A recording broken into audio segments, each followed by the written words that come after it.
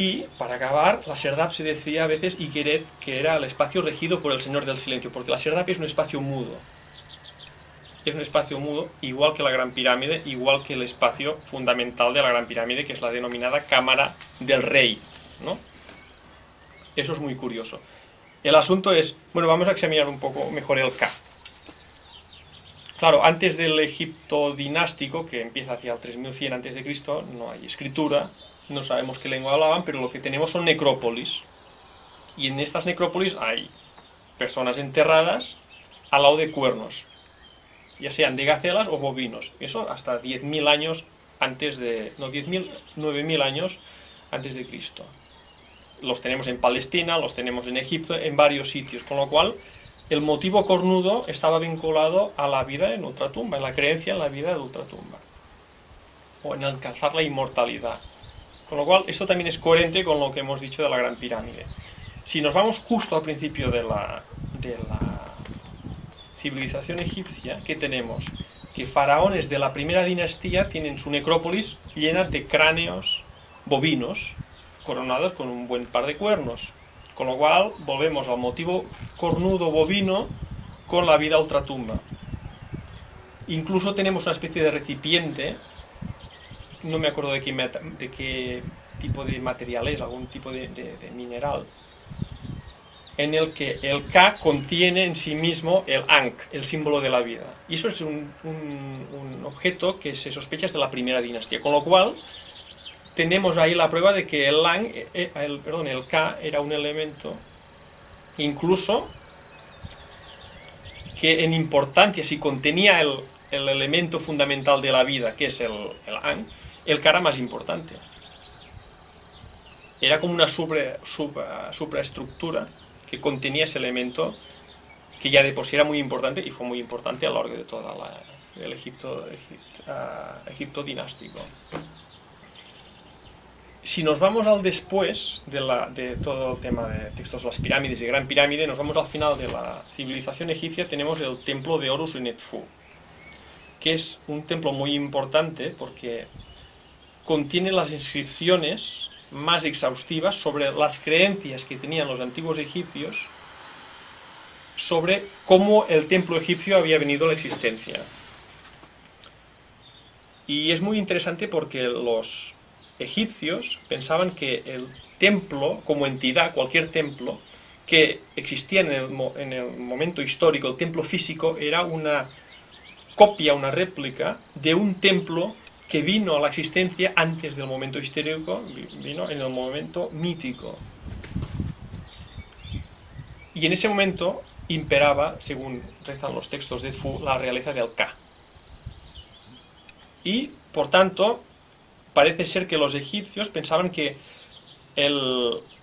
originalmente los templos estaban dedicados al Ka, este Ka originario, del que derivaba todo lo demás. Y luego también se especifica que los primeros seres con forma que vinieron a la existencia eran toros y vacas, y se les denominaba Kas. Con lo cual, el Ka es realmente algo fundamental que quizás a lo largo de la historia del Egipto dinástico se manipuló y se malinterpretó, pero que originalmente tenía un significado más sutil del que después fue considerado. Con lo cual tenemos que la Gran Pirámide, desde este punto de vista, en realidad no es la pirámide del faraón Keops, es la pirámide del Ka. Podemos formular esta hipótesis. La pirámide de Keops en realidad es la pirámide del Ka, y la cámara del rey no es la cámara de ningún rey, es la cámara del Ka, de esta supraentidad que estaría por encima de lo que sería el Ba, el Ak, el cuerpo físico, el An y todo esto, ¿no? Es más, en un pasaje de los textos de las pirámides dice que el Ka contiene el cuerpo físico, el Ba y el Ak. Exactamente dice que el Ba lo tiene alrededor, que dice el cuerpo, el corazón contiene su cuerpo, pero está hablando del faraón como el incomparable, dice el nombre Pepi, el incomparable Ka del sol. Contienes tu Ka, contienes tu cuerpo físico, contienes tu Ba, contienes tu Ak. Con lo cual, el Ka es una especie de sobreestructura que contiene estos elementos. Y acordémonos que, de acuerdo con los egipcios, lo que hemos dicho esto últimamente, ¿no? La Gran Pirámide era un monumento, los templos, su razón de ser era evocar este Ka originario. El asunto es, de acuerdo, no es la cámara del rey, es la cámara del Ka, y esa pirámide está dedicada al Ka. Hay otro elemento que puede aportar más peso a eso, y es que para entrar en la Gran Pirámide, en este espacio de la Gran Pirámide, en la cámara del rey, ¿no? Tenemos el sarcófago, canal sur y canal norte, hay que pasar por un pasaje muy estrecho. Y bueno, la pregunta es ¿por qué? Y no he encontrado entre los egiptólogos nadie que me explique por qué hay que doblarse y pasar por una puerta que, no, vamos, un agujero casi que tendrá 90 centímetros de altura, no más. ¿Por qué hay que doblegarse para entrar en la cámara del Ka, mal llamada cámara del rey? En todas las tradiciones sagradas, el doblarse es una indicación de trascendencia. El doblar el ego, el posternarse, el inclinarse. Lo interesante es que si vemos los jeroglíficos en los que aparece la expresión emerger y salir a la luz como la acción de alcanzar la vida eterna, en estos jeroglíficos precisamente nunca aparece una imagen antropomorfa con alas ascendiendo al cielo. Lo que aparece, o algo que remita al aspecto vertical, ¿no? No, de forma aparentemente contradictoria, lo que aparece siempre es la parte inferior del cuerpo humano, las piernas. O aparece una persona de rodillas o sentada. Con lo cual, eso es coherente con la idea de que este pasaje, que aparentemente, ese estrecho pasaje no tiene ninguna función especial, realmente tiene un significado místico. Tiene una función. Y esto además es coherente con otros jeroglíficos que significan salir a la luz y emerger, en los que además de las piernas, la parte inferior del ser humano, aparece la serpiente cornuda. La serpiente, que es un ser que se arrastra, pero precisamente la cornuda. Con lo cual volvemos otra vez a la simbología cornuda y al canal sur y norte de la Gran Pirámide.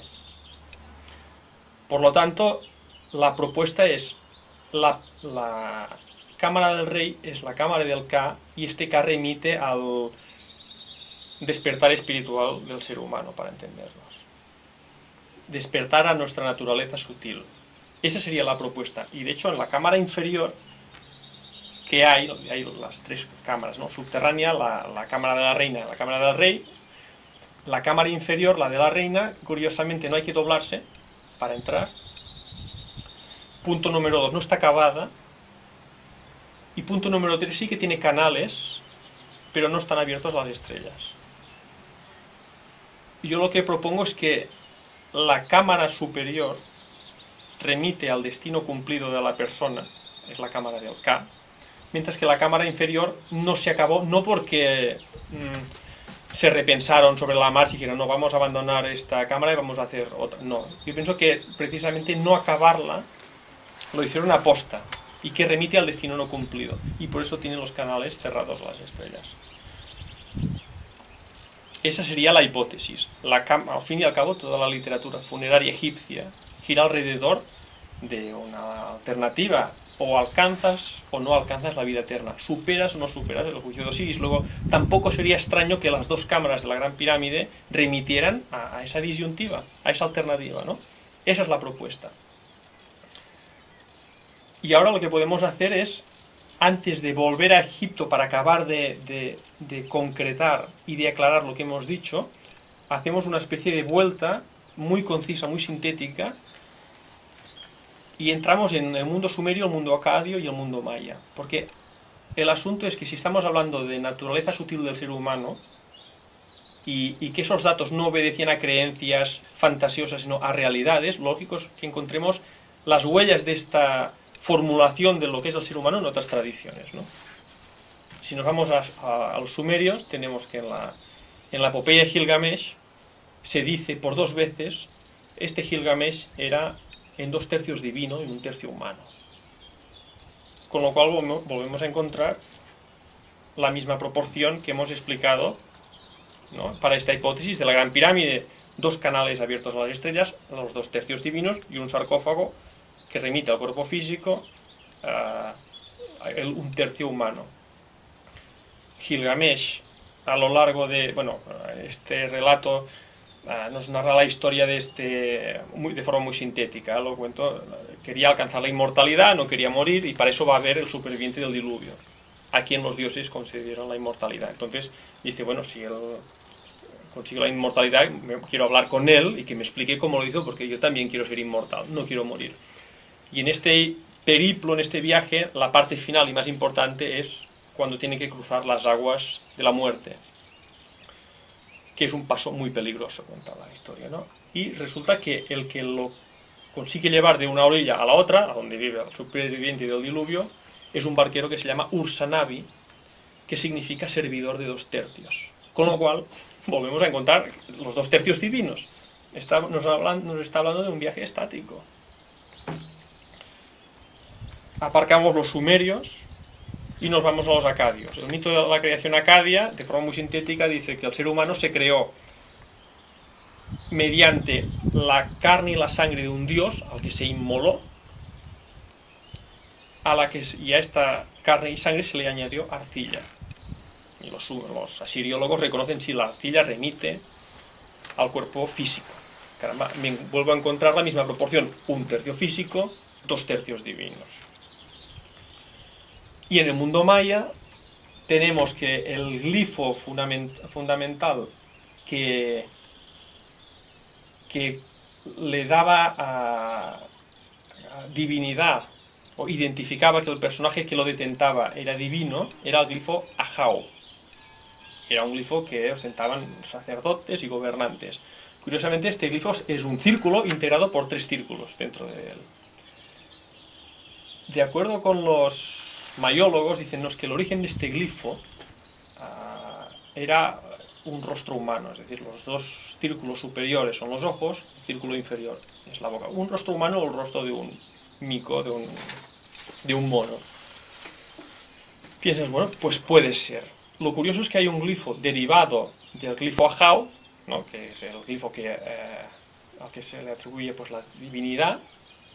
Hay un glifo derivado de este glifo Ahau, que es el glifo Wei, en el que aparece la parte superior derecha, donde tendríamos uno de los 2 glifos de los 2 ojos, digamos, aparece alterada por manchas que los mayólogos dicen, no, esto representa la piel de un jaguar. Y se ha llegado más recientemente a intentar entender de qué va este glifo, pero todo parece indicar que está vinculado a la actividad de los hechiceros. Es decir, que nos está remitiendo a entidades maléficas que el hechicero enviaba a determinadas personas con el ánimo precisamente de hacer daño, ¿no?